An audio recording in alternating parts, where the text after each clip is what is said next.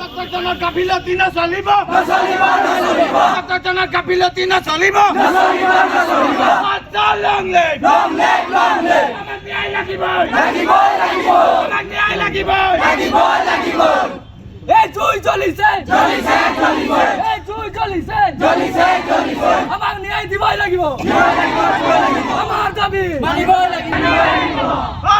জিন্দাবাদ আমাৰ দাবী লিগেল দাবী আমাক ন্যায় লাগিবই আমাক ন্যায় লাগিব বিৰোধী কৰা ডক্টৰজনক এৰেষ্ট কৰিব লাগিবই গাফিলতি কৰা ডক্টৰজনক এৰেষ্ট কৰিব লাগিবই জিন্দাবাদ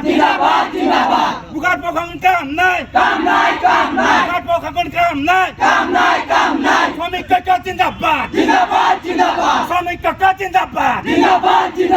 অৰ্থাৎ জিন্দাবাদ অৰ্থাৎ জিন্দাবাদ এই ডক্টৰজনক এৰেষ্ট কৰিব লাগিবই ডক্টৰজনক এৰেষ্ট কৰিব লাগিবই যোৱা 29 তাৰিখে ঘটনাটো ঘটিলে আপোনালোকে সকলো অৱগত দীপলি চাহ বাগিচা স্থায়ী দীপাকৱালা আচলতে গৰ্ভৱতী 8 মাহ দিন এটা চিকিৎসকৰ ওচৰত চিকিৎসাধীন হৈ আছে তেখেতে ৰোগীটোৰ কি জানে তেখেতে চিকিৎসাধীন হৈছে তেখেতে এইটো জনাটো দৰকাৰ আছিলে কালি হঠাৎ তেখেতক মাতি নি পেলাই তেখেতক অপাৰেশ্যন কৰি এটা কণমানি জন্ম দিয়ে তাৰপিছত মাতৃগৰাকী অসুস্থ হোৱাৰ পিছত তেখেতে লৈ গ'ল গতিকে সম্পূৰ্ণ গাফিলতি আছে ইয়াত সম্পূৰ্ণ গাফিলতি আছে যিগৰাকী চিকিৎসকে আচলতে এই কামটো কৰিছে তেখেতক আমি অসম চাহজনী ছাত্ৰ সন্থা গোলাঘাট জিলা সমিতিতে তৎকালীনভাৱে তেখেতক বৰখাস্ত কৰিবৰ কাৰণে বোকাহাট মহকুমা প্ৰশাসনক আমি দাবী জনাইছোঁ আৰু লগে লগে এটা কথা আমি স্পষ্টভাৱে জনাই দিব বিচাৰোঁ যে অসমৰ মাননীয় স্বাস্থ্যমন্ত্ৰীৰ এনেধৰণৰ ভেকু ভাওনা বোকাহাটত কেইবাবাৰো ঘটনা ঘটিছে আপোনালোকৰ সংবাদ মাধ্যমৰ জৰিয়তে প্ৰচাৰ হৈ আছে বাৰম্বাৰ চাহ বাগিচা হওক বা চাহ বাগিচা অধ্যুষিত অঞ্চলসমূহত এনেধৰণৰ গাফিলতিৰ কাৰণে বহু এনেধৰণৰ মহিলা হওক বা যুৱকে মৃত্যু হৈছে আজি যদি বোকাহাট চিকিৎসালয়খন যদি চাবলৈ যায় আপোনালোকে সকলোৱে অৱগত তাত একেবাৰে পুতজনক বুলি ক'ব পাৰি চিকিৎসকে বা যিজন ছুপাৰিণ্টেণ্ডেণ্ট আছে তাত যাৱতীয় ব্যৱস্থা আছে নে নাই এই বস্তুটো চোৱাটো দৰকাৰ অপাৰেশ্যন কৰাৰ আগত তাত যাৱতীয় কি কি বস্তু থাকিব লাগে তাত আচলতে যন্ত্ৰপাতি যিবিলাক থাকিব লাগে সেই বিষয় সেইবিলাক আছে নে নাই সেই চিকিৎসকজন জনাটো দৰকাৰ আছিলে আৰু এটা কথা আমি গাৰ্জেনৰ পৰা গম পাইছোঁ যে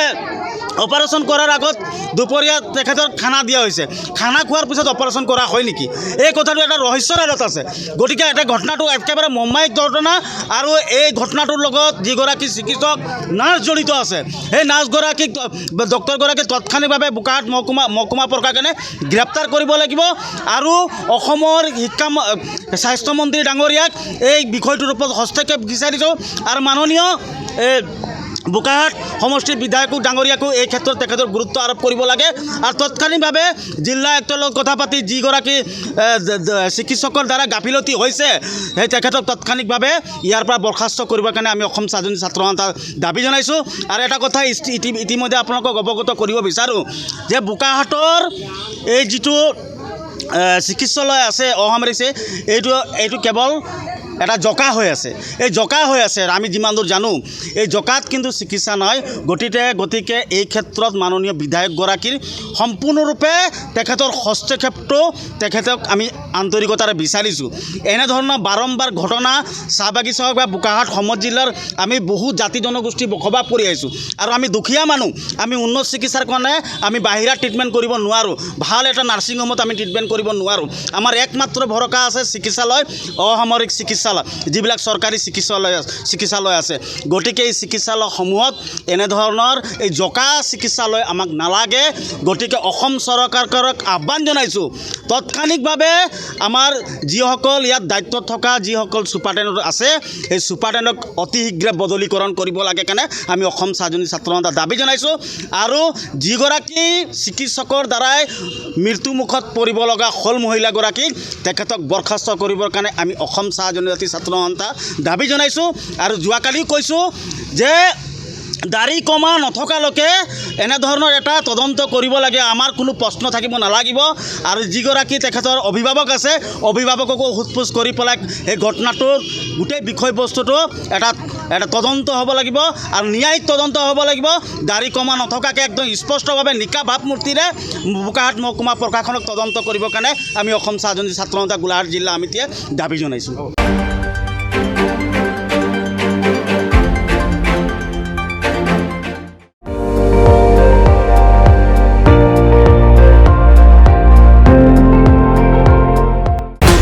আপুনি চাই আছে MD24 সৰ্বশ্ৰেষ্ঠ নহয় সৰ্বোত্তমৰ দৌৰত।